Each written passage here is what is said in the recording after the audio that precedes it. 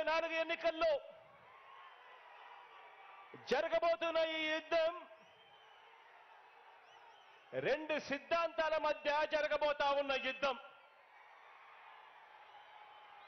ఇవి కేవలం ఎమ్మెల్యేలను, ఎంపీలను కేవలం ఎన్నుకునే ఎన్నికలు మాత్రమే కావివి.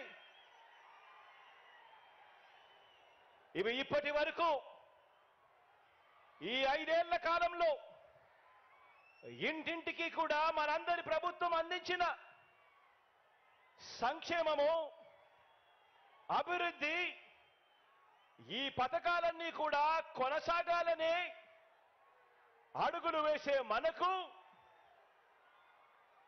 ఈ పథకాలన్నీ రద్దు చేయటమే టార్గెట్ గా పెట్టుకొని డ్రామాలాడుతా ఉన్న చంద్రబాబుకు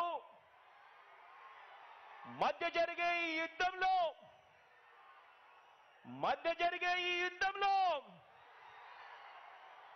మీరు సిద్ధమేనా?